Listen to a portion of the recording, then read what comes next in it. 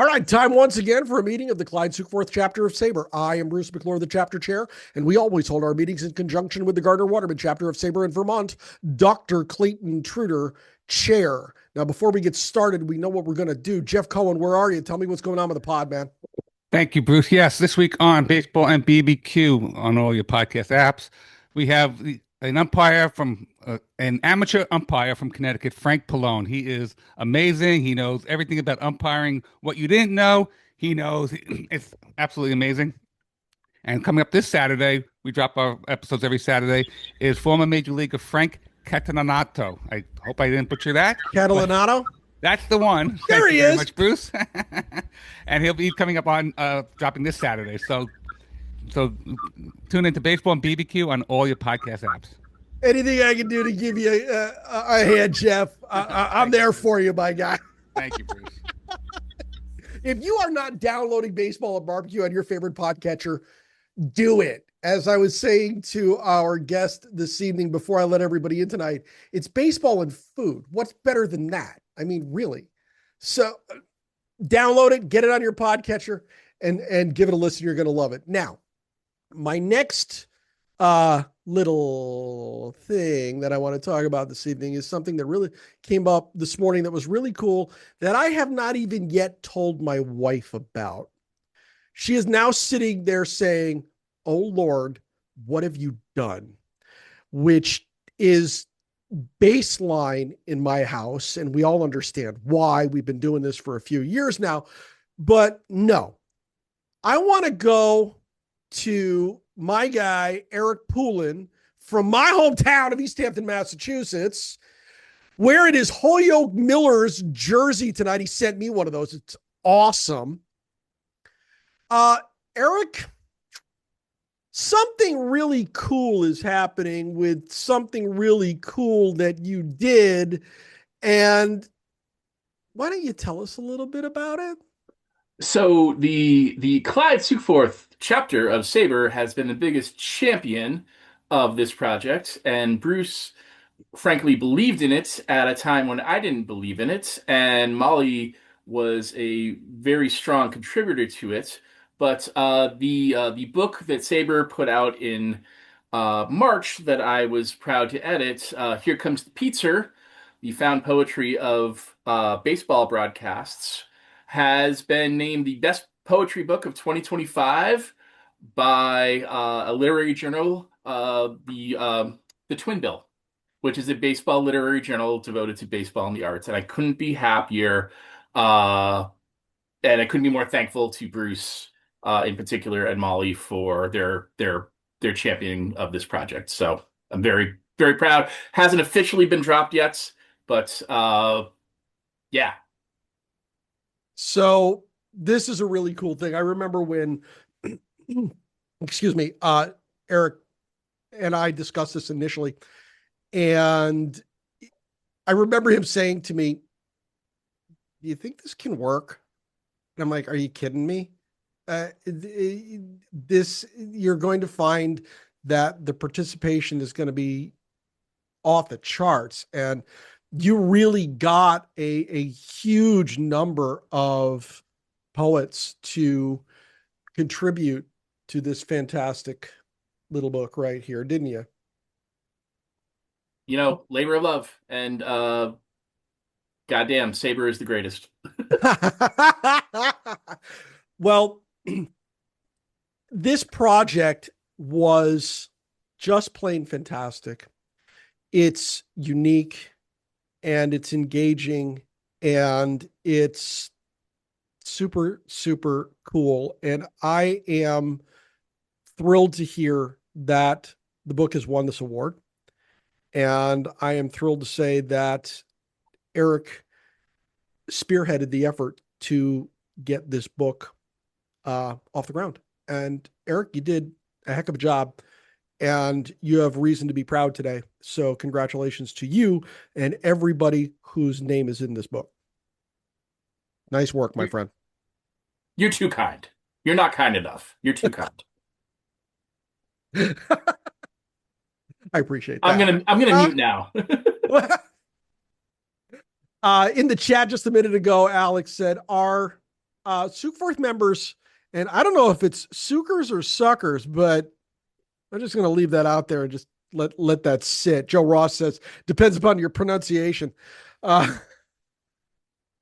right. All right. Here we go. On with our feature presentation. Suckers is okay. Suckers is not, just to let you know. Okay. All right. I appreciate that, Joe. Thank you very much. Jem, I told you. This is a crew. Here we go. The legacies of Shohei Ohtani and Fernando Valenzuela extend beyond their exceptional on-field performances, shaped significantly by evolving media landscapes and shifting modes of fan engagement. Tonight's presentation explores how traditional media during Fernandomania in the 1980s and social media in the Ohtani era have influenced public perception, fan identity, and the commercial success of these two international superstars. It provides a comparative framework for understanding how media shapes athletic legacies across different technology eras and sheds light on how modern media dynamics continue to refine baseball stardom, illustrating the profound impact of digital platforms on the sport's global research and cultural resonance. SABR member Dr. Jem Jebbia is a historian and sports legal analyst. Her dissertation, The Fruits of Their Labor, explored the relationship between race, law, and religion in California's Central Valley. While completing extensive archival research for this project, she has found a passion for sports history, building an online platform to share cultural and legal history of her favorite sports teams. Jem loves the Dodgers and hopes to complete her journey to 30 next year. Dr. Jem Jebbia, welcome to Northern New England. How are you? Wow. After that, I am great. I'm ready for the season. I could take on the world. I'm going to attempt to share my screen and I hope so. Does it look like a sort of a PowerPoint presentation is occurring? Great. So I'm just going to test. Can everyone see when I shift forward? Oh, okay.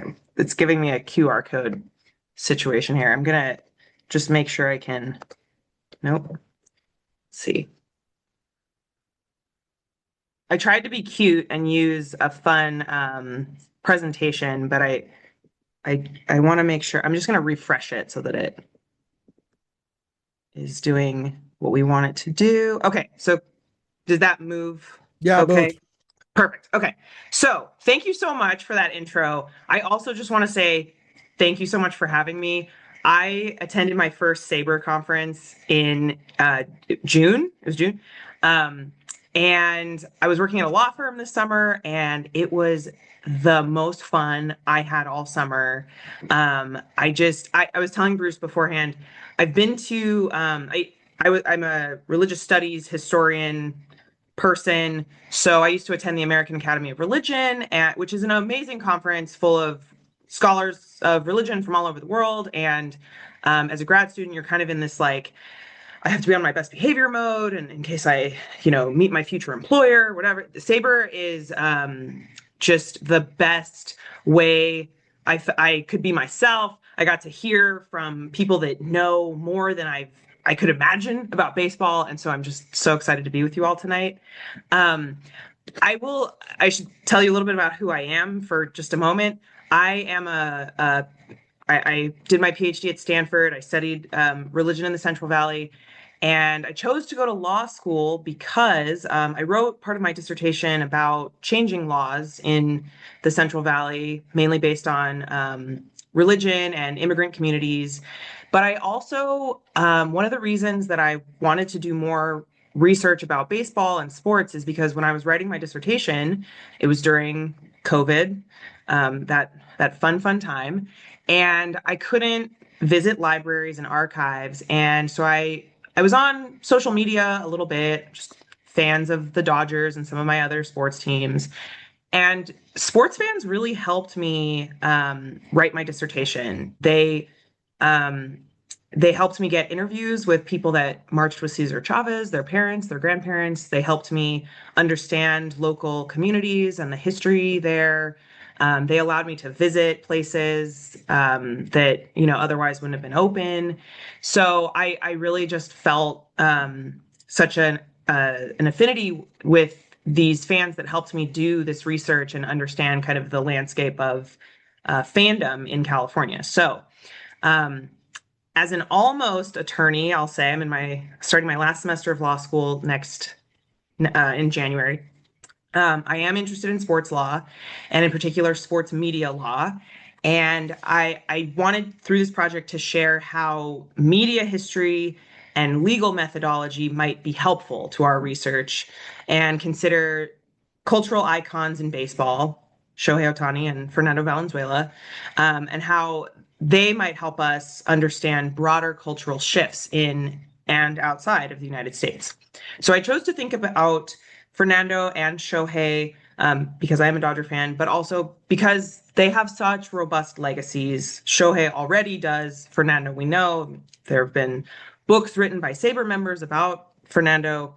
And these legacies have been constructed in distinct ways from each other, especially through, if we look at a fan engagement lens and also a legal methodology lens.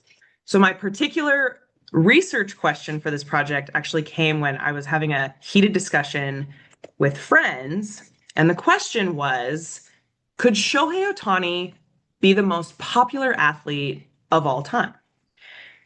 We concluded probably not, because with the global reach of soccer, football, we have to acknowledge that fandom is so worldwide and so vast that it's hard to compare. But we have to acknowledge two fan bases that sometimes are invisible or go unrecognized, not by SABR members, but just by the public in general, by national media, sometimes even by MLB, though that is changing. And yet these two individuals and their fan bases and the people behind them really have shaped the relationship between how players and media and fans can interact with each other. Okay, so to talk a little bit about how I did this research, first I read through some statutes and case law, which I know sounds riveting, but sometimes reading court cases can read like a novella or a drama, so that is fun. But we can talk about a little bit about what that specifically means in a moment. I also looked at both English and Spanish newspapers. These were really important sources, especially during Fernando's time, because we didn't have Instagram. I'm just going to check the chat real quick to make sure that everyone can hear me. And okay, great. So we didn't have social media or even the variety of sports shows or national media shows that we do now. But I also I compared newspapers to broadcasts, both local and national, and social media posts. And I continue to do interviews, and these interviews range from casual sit downs to more formal interviews with, say, broadcasters or other baseball historians. And I'll just make a note that, oops, sure that this changed. Okay.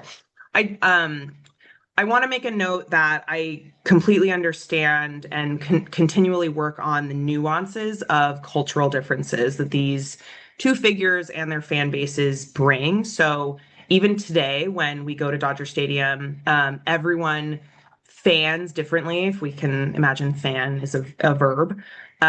So for example, when Shohei Ohtani pitched for the first time at Dodger Stadium, the crowd was largely silent, and it was a big sign of respect. At the same time, when Clayton Kershaw did his curtain call, it was not silent at all. And these are all okay, and just nuances that I try to keep in mind as I go through the research. Okay, so if we turn toward the history of media law changes, I probably can't do this in 45 seconds, but I want to give you a little picture of how media law has changed through time. So my goal is to share just some of the big changes and how that's affected broadcasters, team officials, and even fans, and how they gather information, how they choose to interact with this information, and even how fans now can be broadcasters and media creators in their own right. So we're heading to the 1970s and 1980s, great eras for music, by the way. We have two main concepts we want to talk through. One is the fairness doctrine, and one is deregulation. So Red Lion versus the FCC is a huge case. It's about the Federal Communications Commission, the FCC, and it's about the fairness doctrine. What the fairness doctrine does is it requires radio and television broadcasters to present a balanced and fair discussion of public issues on the airwaves. You might be thinking to yourself, wow, where has that gone? But this is a regulation that comes into play. It is meant to regulate the context of public issue debates and political editorializing, so media is consumable by more people and more palatable, if you will, to more people. Zucchini is a case that I teach to first-year law students that has to deal with the right to publicity. We're dealing with the First Amendment here, which is always fun and huge. The First Amendment makes it very difficult for public figures to control what is said and now posted about them, and further to claim harm when they're discussed in media or portrayed in media and they feel that they are not portrayed correctly or even imitated. This is because there's an exception called the newsworthy exception. This can be tabloids, satire, Saturday Night Live. Anything that falls under this entertainment lens is protected by the First Amendment. And this is important because it speaks to what we have now, sports media creators who often, we have a lot of opinion-based shows and posts and columns now. And so anything that these folks say or depict, even if it's perhaps offensive to an individual or their fan base, if it's largely true and not intentionally menacing, it's generally okay to say. And I'm sure you're thinking, yeah, I've seen that plenty. Okay, so let's turn to deregulation. So the 1992 Cable Act attempted to strike a further balance between the FCC, local governments, and marketplace competition. So in the past, each of these entities kind of vied for dominance, but they also kind of had their own lanes. As media becomes more sort of entwined, the Cable Act is supposed to be the solution for this problem of who gets to exercise power over local cable operations. So why does this matter to sports? So this law doesn't apply directly to sportscasts necessarily, but it influences a more informational approach to broadcasting and journalism in sports. So we don't see a ton of human interest pieces in the late 80s. That comes a little bit later as as broadcasters and media are figuring out what to do with this Cable Act. In the 90s, again, later on, we see more deregulation and we see the first major piece of legislation that addresses the internet, including attempts to regulate indecency on the internet and protect internet service providers from liability for content posted by users. Liability, it's a lawyer's favorite word. Besides, it depends. We also have new provisions to ensure that telecommunications products and services are accessible to people with disabilities, and we have relaxed media ownership laws. Okay, the 2000s opens the floodgates for fans to make an impact on media and even to start creating media, because there are early online fan communities called forums. So if you know Reddit, this is kind of the proto Reddit, where people can come online and voice their opinions and with strangers. You're not just kind of talking to your friends in a bar. This is really like the first like online meeting space for fans of any. I mean, I remember reading forums where people were enthusiastic about fishing or cars, and so that these kind of affinity groups start to form. So fans can also, this is a little bit later, but fans can also live stream. And media conglomerates quickly realize they need regulation around live streaming, because when fans stream live games, these media conglomerates can lose a lot of money. So in the 90s, we have internet construction. Now we have the accessibility of information. We start to see social networking. And finally, in the last decade, we need to talk about name, image, and likeness rights. You probably associate NIL, as I do often, with the college athletic landscape, because there's been so much in the news about new legislation around can college athletes get paid for advertising and for their likeness. But the cultural shifts in making athletes brand sponsors and sort of spokespeople for brands, that's not new, but the online reach has allowed companies to participate in this, what I'm calling the construction of athletes' legacies.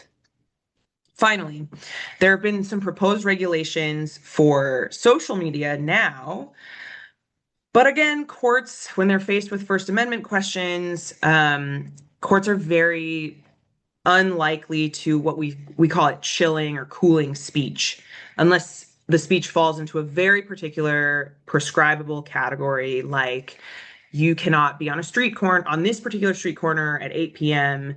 with a sign because it disrupts the peace. That's a prescribable category of speech that we can kind of regulate. So we're seeing this expand, and people are communicating globally very easily. So this construction of legacy is worldwide, and it's coming from very different places. Let's talk about types of media. When we talk about traditional versus now this sort of newer form of media, we generally mean that options for consuming media, especially sports media, have expanded exponentially. When we say traditional media, I don't mean to say traditional media does not exist anymore. It most certainly does. We just have kind of a much broader array of types of media. We're talking about newspapers, broadcasts, maybe interviews that are printed or available kind of orally. But these are still more limited. And we have to remember that Fernando Valenzuela spoke English, but he often chose to do interviews or speak to the media or the public through translators. So often Jaime Jarin, the Dodgers Spanish broadcaster, would serve as a translator or a scout or an assistant coach. And the only reason I say this is because translators also control narrative in a way that we even see today with Shohei Ohtani or other players that don't use English as their way to communicate. So this is called push media, this traditional form of newspapers. It's media channels pushing their content to consumers. On the flip side, when we talk about new media or newer forms of media, we're talking about a pull mechanism, which did exist. Push and pull media has always existed, but the pull mechanism is much stronger and widespread now. And pull media means there are so many different outlets and types of media that consumers are free to pull the type of media they consume, the socially and culturally acceptable types of media they want to consume, and how they consume it. There are lots of people that don't read any news anymore, and they get all of their information, both sports and otherwise, from videos of people like me talking on the internet. That's just what's happening.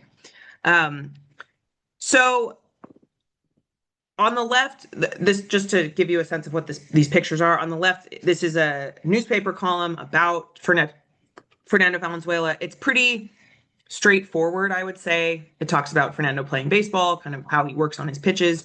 And then on the right, this is an Instagram post.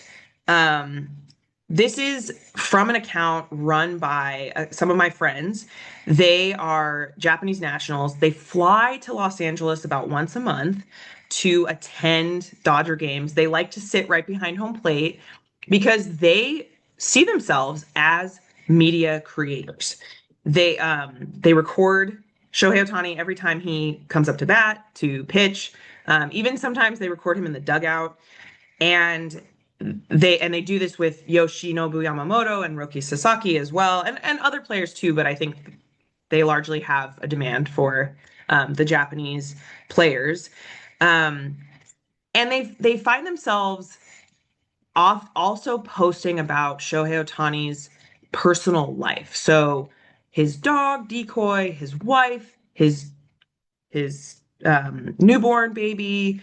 And the reason this is important is because it's allowing fans an opportunity to participate in the creation of a narrative about an athlete, who they are, what they value, and not just how good of a pitcher they are.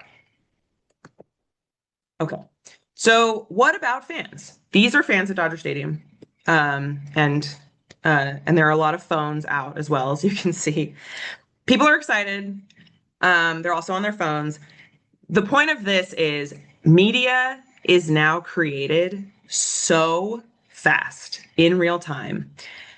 There are fans that get their news about what's happening in a game faster by being on X, is now what it's called, X, Instagram, Threads, or even just kind of through like an MLB app that's updating in real time, faster than if they're watching it on TV. Like I've gotten notifications being at a game before folks at home watching on TV are like aware that something is happening. Because media moves so fast and because there are so many storylines available to us, stories have to be unique and a little bit inflammatory sometimes to get pulled by the public. Just the availability of storylines and there are storylines that come out every day, right? Like the winter meetings now, we're seeing all of that news. But even throughout the season or leading up to the season or like right after, there are storylines that fans kind of latch onto and they roll really fast. There's a whole thing about superfans here that's another presentation, but we can always talk about that later. Okay, so we're going to go back to name, image, and likeness quickly. And we can talk about the shifting laws and how this pertains to college athletes, but also to the creation of legacy. So Fernando Valenzuela and Shohei Ohtani have no shortage of endorsements. Endorsements are not a new idea. But the types of endorsements that come through and the idea of a brand image has changed. There's so much involved in constructing the understanding of who a player is, not just on the field, but as a person, that advertisers now and brands that want to collaborate with athletes have to affirm those characterizations. And fans are playing a much larger role in deciding what those values are and what values they want to promote.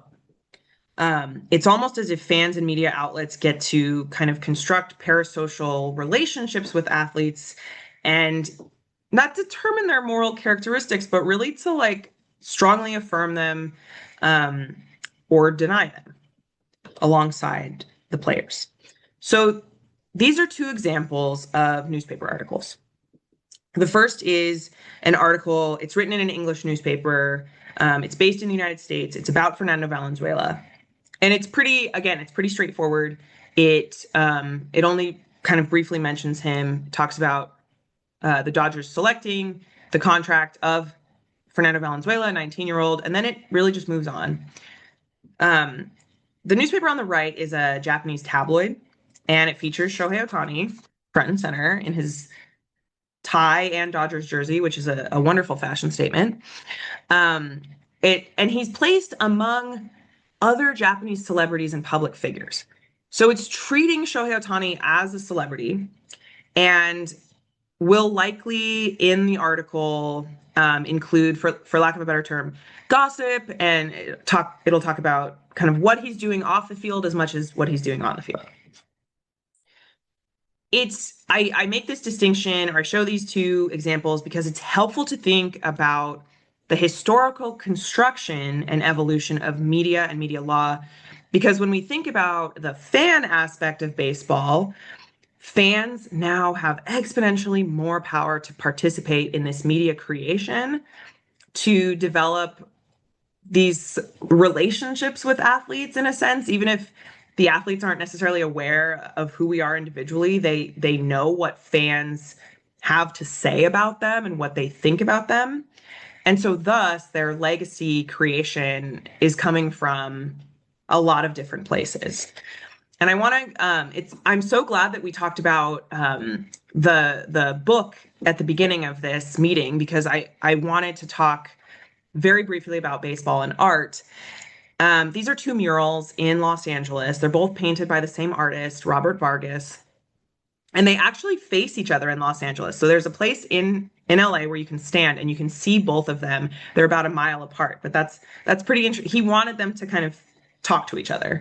So the Shohei Ohtani mural is in Little Tokyo, and Fernando Valenzuela and his kind of three panels are located in the heart of Boyle Heights, which is one of the oldest and most culturally diverse neighborhoods in Los Angeles. Both of these murals have been officially recognized by the city of Los Angeles and the Los Angeles Dodgers. So both had big unveiling ceremonies. The mayor of Los Angeles, Karen Bass, came out to celebrate the unveiling of this Fernando mural last year, just after Fernando passed away, unfortunately. And the point is just to say that public art is going to be another way, and as it has been, for fans and members of the media and artists to co-construct legacies and memory of athletes and people's heroes that have cultural importance, not just to a team, but really to a location, to Los Angeles or other places. So that's the end of my presentation. I'm happy to take questions or just have a conversation. I'd love to know what you think. And thank you again for bearing with me. I see. Okay. We've got some hands up already for you. I like to say, if you have a question for our presenter tonight, Jem Jebbia, go down to the bottom of the screen. They haven't changed this on me yet. Hit the react button, and then there's another button that will come up that says raise hand. Raise your hand. We'll get you in line to ask questions tonight. First up, Alex Stace. Alec, go. I'm out of your way. Thank you. Great presentation. I'm not sure I'm academically qualified to ask you a question, but I will try anyway. I guess what strikes me is, there's kind of fan popularity, and then there's, dollars value of the popularity, and then there's how good they are as players, right? So what's interesting to me is to try to think about like wins above replacement for, Ohtani on top. I mean, people know this because they spent all this money, but we get it back from the Japanese, revenue that you were kind of talking about, or Fernando. But like the value to the team of the player, the holistic view of the value of the team, of the player to the team, it does include these other things, even though I would say I want to win the World Series and I don't want to have a player who's extremely popular but not good anymore. So do you have any reaction to that? Yeah, absolutely. I mean, my first reaction is to think about there are players that a team are probably not going to pursue, even though they're superstar. Like, I don't want to talk badly about anybody, but I know the Dodgers would probably not sign like a particular player from the Padres who like has beef with because of that cultural sort of relevance and like I'm sorry, not the Padres, the Astros, because of the history of what happened there.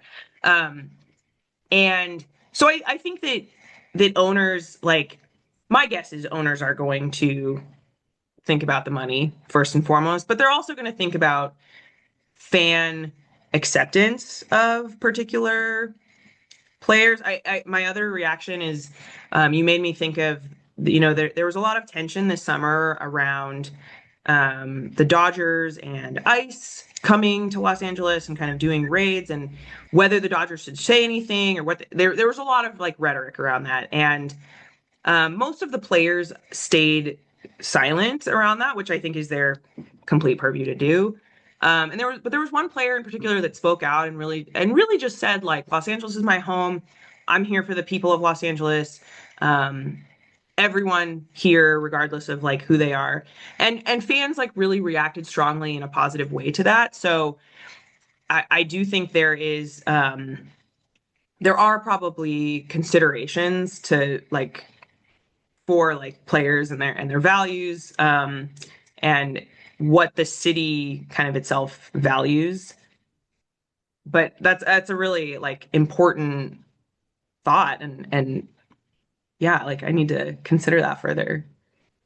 Well, it's interesting, right? Because if you said people grew up in, they grew up in South Carolina and they get traded to the Dodgers, like they're out of step, right? It's more the other side of things. I mean, you picked on a positive one, but a lot of these guys, I think Smoltz was one. I mean, there's definitely people that have, caused trouble. But anyway, super thought-provoking. Thank you.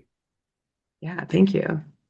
Next up is the fashion plate of the Clyde Sukeforth Jebbia. Yeah, he's smiling. He knows who I'm going to next. Ryan, what is it on your shirt tonight, man? This is excellent. It's cats and pizza. What more can you ask for, right? I mean, see, Ryan knows. Eric is giving the thumbs up too.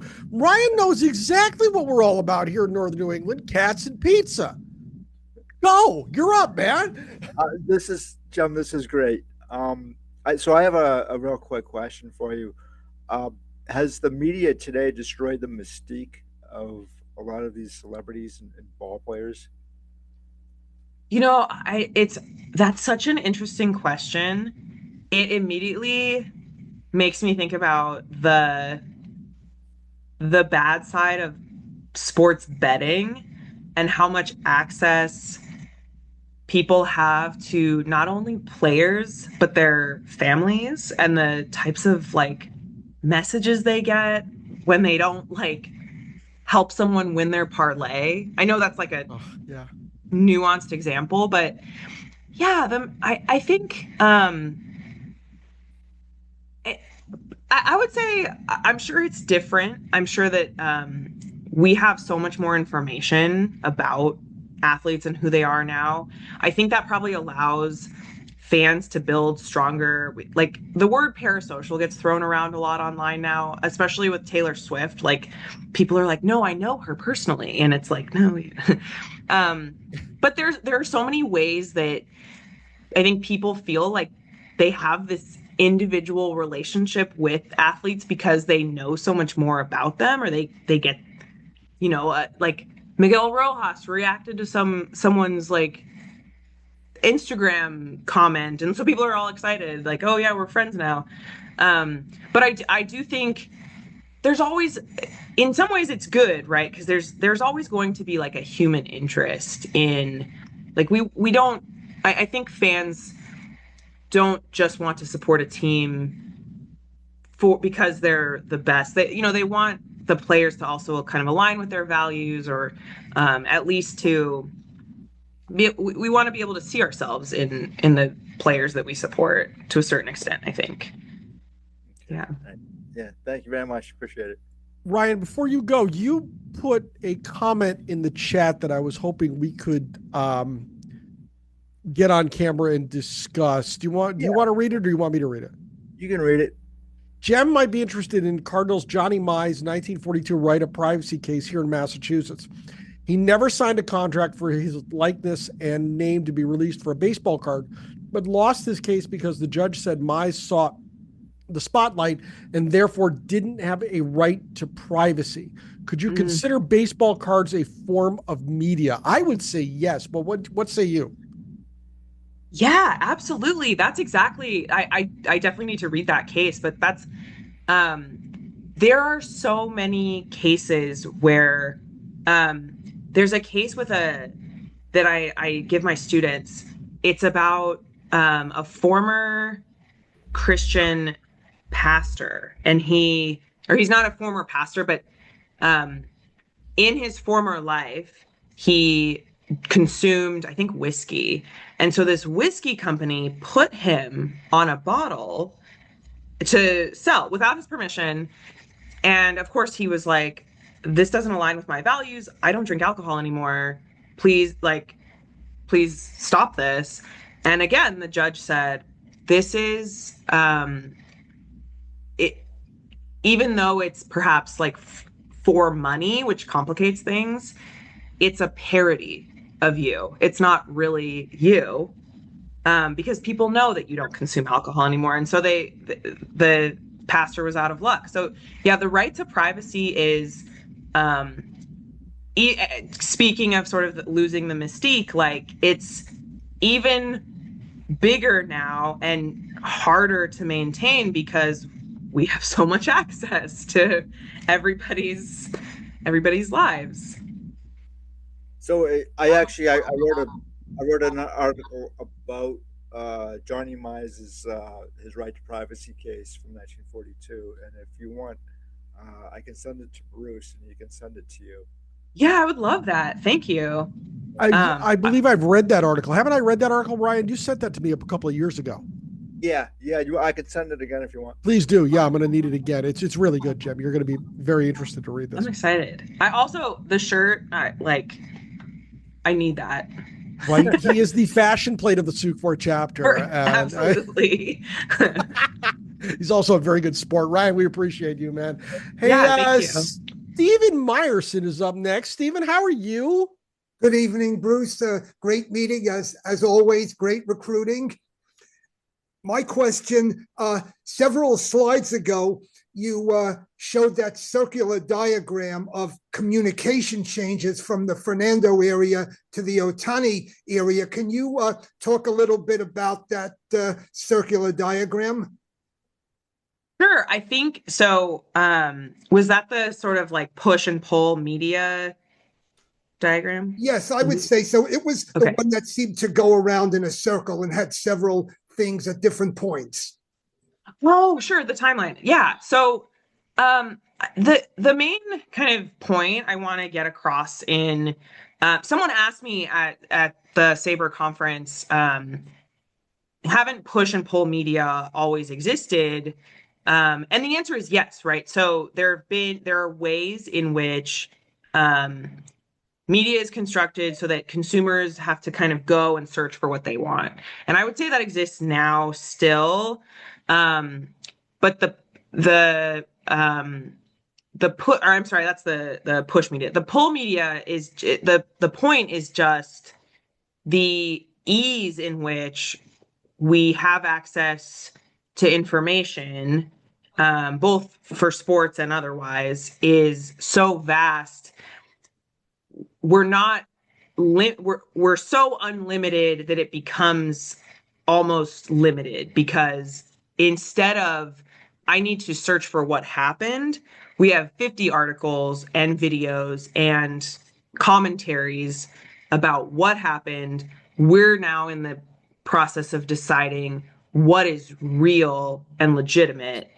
And because if you're ever online, the kind of big question is like, well, what's the source? And we now have these, I'm thinking about for football, but like Ian Rappaport is the news breaker, and we trust him because he has reliable sources, but there are so many people that perhaps are well-intentioned, but we can't trust their source. And that's a problem that has evolved. It was still a problem in Fernando's time, but now it's a problem tenfold, 100-fold. And we can talk about AI at another point, but even that is like the generation of real likeness and image. I mean, we have videos of, not to go on a tangent, but like I saw a video the other day and it was Shohei Ohtani speaking, but it wasn't him speaking, right? It's like imitating his voice, and the law has not, and probably will not, chill that, because it's free speech, unless it kind of falls into a category of like it disturbs the peace in a particular like residential neighborhood. It's generally allowed. So anyway, so the point of that diagram is kind of to show like the evolution of not just how media has advanced, but like how types of media have come up, and some of that is from fans and just enthusiasts. A baseball headline is not real until Passan and Jason Stark say it's real. Shohei Ohtani was not on a plane to Ontario. No, he's not on a plane to Ontario. No, I think it was Passan who said that. It's like, no, he's not up there. No. But you made a good comment. We've got more hands up. We're going to get to you guys in just a minute. So somebody makes an AI video of Ohtani saying something that he really didn't say. And that's protected speech under the First Amendment. It is now, right? So, there's legislation kind of being thought of, and especially, I think the big topic now is the topic of deep fakes. So, yeah, people take kind of lewd images or like inappropriate images and like put celebrities like faces on them, and they sell them. And so Congress is, noting like that is harmful. That's harmful to both the person's reputation and their pocketbook. Again, so some of this is about money, but still, the Supreme Court especially is very, very hesitant to cool any kind of speech, just because they don't think that's what the First Amendment intended. That, to me, now keeping in mind that as an attorney, I am an exceptional interior decorator. That to me sounds like it needs to be curbed and regulated somewhere around yesterday. Okay, I'm learning a lot here tonight. This is you're a little more. Correct me if I'm wrong. This is to me feels more in depth than when I saw you at SABR, and I'm learning a lot more tonight with you here. So I can't thank you enough for doing this, but that kind of blows my mind. Mike O'Hare, you're up, man. How you doing, Mike? Good. Can you hear me okay? You sound great. Yeah. Go get them. Okay, great. Hey, awesome presentation discussion. So, Jem, I'm curious to,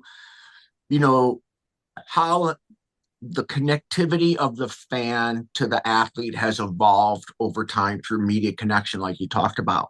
I look at F1. I think they've done a great job of getting their fans connected to the drivers to really take that sport to a different level. Where do you see, what's the next step in this? Well, how are fans going to continue to get closer and build these relationships with these athletes? I'm just curious where your thoughts are on that. Thank you. Yeah, no, that's a fantastic question. And, I think Fernandomania, was a sense of, and I didn't live through all of it I was maybe like 2 years old, but from what I kind of read, and like the sentiment is, especially after a community that felt very ostracized by the Dodgers, they now had player, professional player to look to that they saw themselves in. But there was not there was more information and personal information and sort of like personal fan interest stories that printed in Spanish, especially kind of outside of the United States even. But I think what fans now, it's getting to a point where fans expect athletes to be not just spokespeople for like corporate brands that are, you know, good and reliable, but like political values or moral characteristics.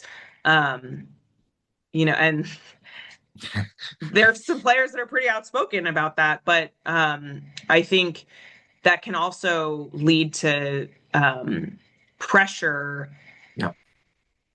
To you know, there's sort of the argument of like, let's all be open about what we value and like we should share it and we shouldn't stay quiet about it, or like there's a lot of athletes that feel like I don't have the expertise to kind of talk about this issue that you want me to talk about, and that I think is okay. Like it's okay to say that. I feel that way too, and I'm a lifelong student, so yeah, in some cases do it more harm than good. Yeah, for sure. Yeah. Okay, thank you very much. Great yeah, job. that's a great question. Thanks. For sure. For more information on what we're discussing when it comes to the Dodgers and that connection with the Latino population in LA, I strongly suggest the book Stealing Home by Eric Nussbaum, who did a fantastic job of researching and reporting what a lot of people don't realize happened before Dodger Stadium was built. Book was published 4 years ago. It's available anywhere you want. It is fantastic. You got to read that book. And next up is my man, Eric Poulin. Eric, what's going on, man? How you doing tonight?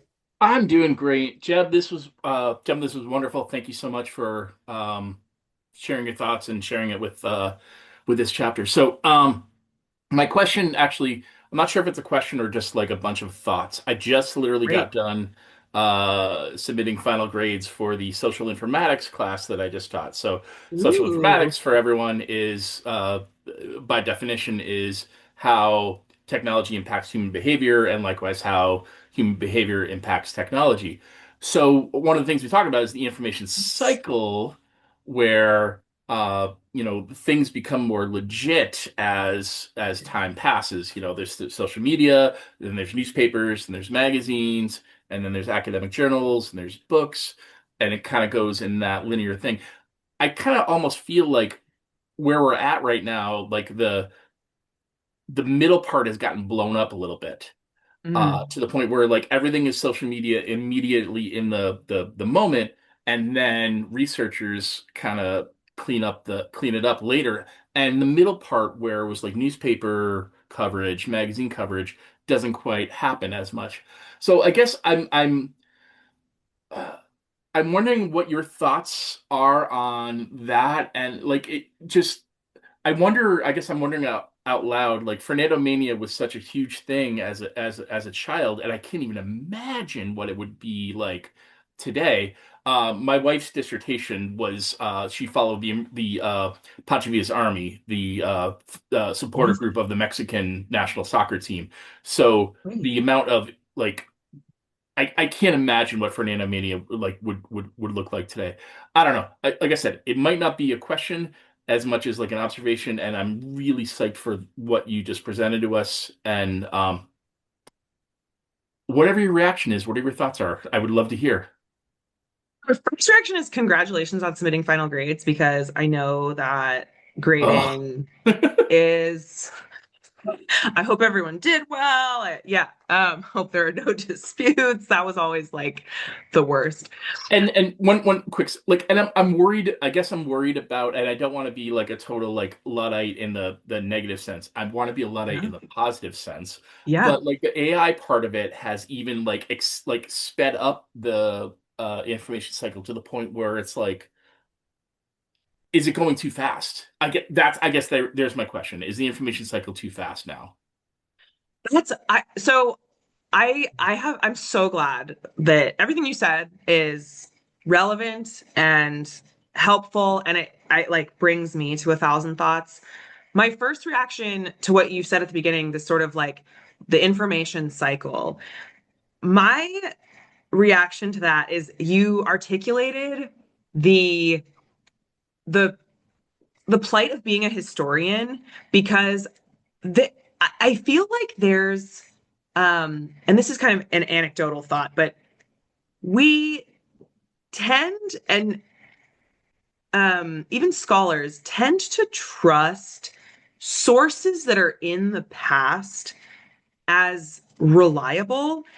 And then when you become a historian and your sources are like diaries and letters written to like mistresses, you realize like, wait, these sources are also very biased.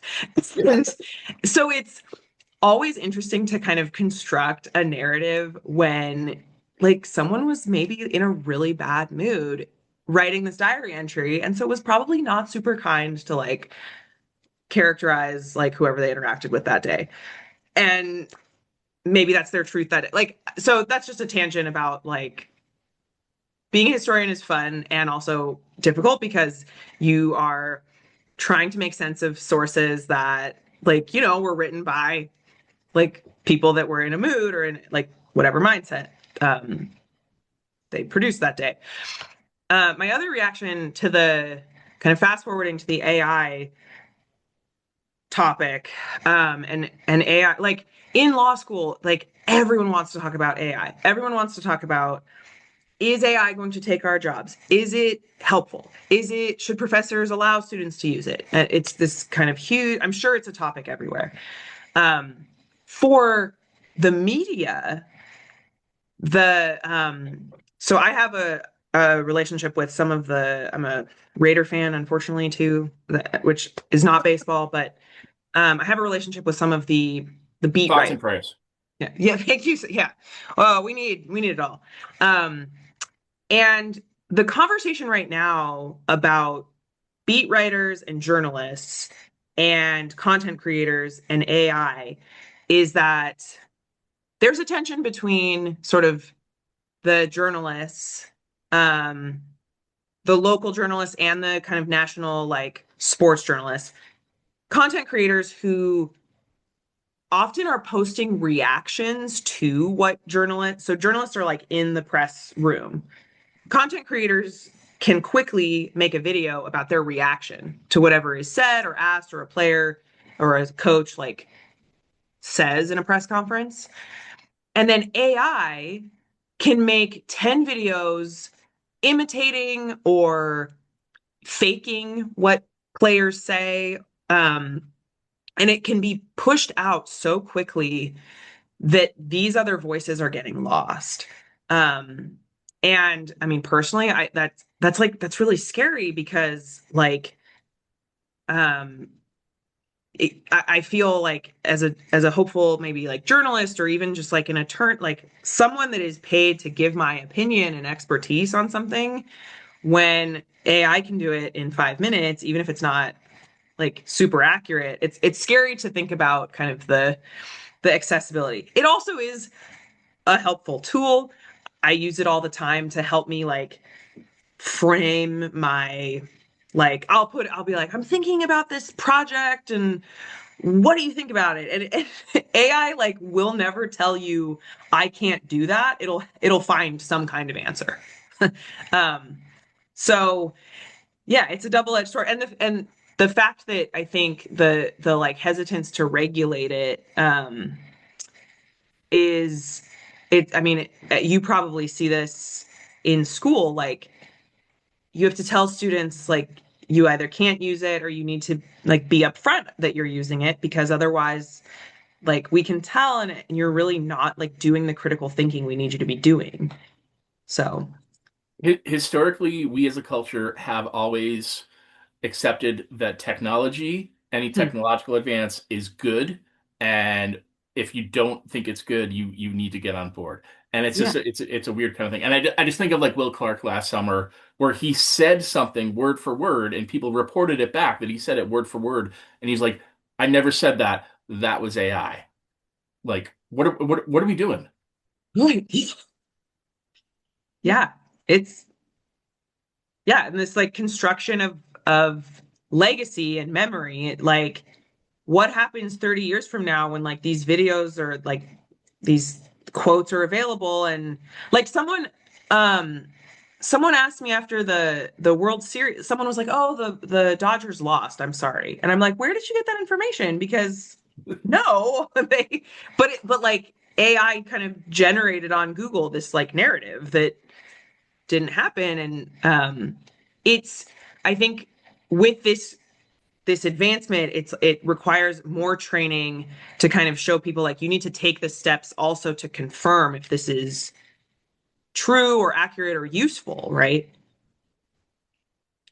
Yeah, it's this this is fascinating to me as and I'm not a writer nor am I a researcher. You know, I'm a content creator who runs these meetings and such, and I'm a director and trying to create community amongst our brethren here in SABR.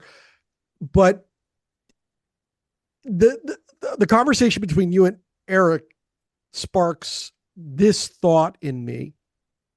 Let's fast forward. Ryan McClanahan in the chat before I make my comment. Should there be a first do no harm with AI or media? And all I can think of is maybe. Jem, what do you say? like probably, right? But when it comes to, I mean, if we're thinking like legally, like legislatively, I think like if we look at the difference between federal and state here, like California, because at least with college athletes, when it comes to legislation protecting athletes, both in terms of their labor and like their speech, there are a few more protections, but it's still the Wild West, not to be punny, but yeah, it's you know, my thought when during the conversation between you and Eric was, I'm fast forwarding, say 30 years from now, and I am an older and grayer SABR member who is now watching the younger ones try to research and wade through all of the AI and created content and all of that to write a good SABR bio of, you know, player Joe Schlabotnik. And I can only imagine how difficult that's going to be. yeah. I mean, it's such a double. I feel like that 6-7 thing. I just did that, but that's a whole nother. Oh my goodness. I just still don't know what that means. The right, yeah. On the one hand, like it's always kind of for better or for worse, right? Because on the one hand, like I can go on even the California Online Archive is a nationalized or not nationalized, a statewide archive. I can type in Dodgers and I can get a list of sources that I can either go visit or that some are available online. And that's huge. I mean, that's so helpful and takes away a ton of time in this process. At the same time, I can throw in a question to AI and it can answer it, but it's we're kind of moving into this like it's going to take longer to revise and check than it is to maybe do the initial stages. So the research process is I don't know if it's necessarily getting, some people probably think it's getting shortened, but I think it's just getting the different stages in the process are taking different amounts of time. Interesting. Yeah. This has been one of the highest level discussions we have had here since we have been putting these on video. Jem, you're amazing. Thank you. Thank you very much for doing this. Oh, thank you so much. This was the highlight of my SABR was the highlight of my year. Oh my gosh. I would love to be a member if you'll have me, even though I'm on the West Coast. Hold up. We're on camera. You are not, are you a member or not? I'm a member of SABR, but I would love to Okay. be part of your chapter in whatever capacity I can be. I will send you an email and we will discuss that. Okay. So yeah. Great. Next week, Monday, December 22nd, we have Chris Betch, who will give us his SABR 53 presentation entitled How the 1910 Athletics Got Babe Ruth Suspended. Sort of. This one's going to be interesting. The sign-up link is available in the chapter meeting booklet and at the SABR events calendar. And finally, if you are a baseball fan watching on YouTube and you like what you see, please like this video and subscribe to our channel to be alerted to each of our weekly uploads. And if you are not yet a member, you need to join the Society for American Baseball Research, the premier baseball community, offering an amazing baseball buffet of options to explore your fandom. SABR boasts more than 35 different research committees, over 80 regional chapters, and innumerable opportunities to connect with baseball minds across the world, just like Jem Jebbia. For more information, go to sabr.org today. Jem, you're fantastic. You're amazing. Thank you very much for this. Really, really great, thought-provoking, fascinating stuff. Thanks everyone for having me. This was so helpful and uplifting, and I can't say enough good words. Thank you for having me. I appreciate you. Thank you very, very much. We're going to get everybody out of here so they can enjoy a little Christmas spirit. Maybe there's a good special on TV. We're going to get them back here next week. Jem, I'll be emailing you, and we'll see everybody next Monday. Have a good night, everyone.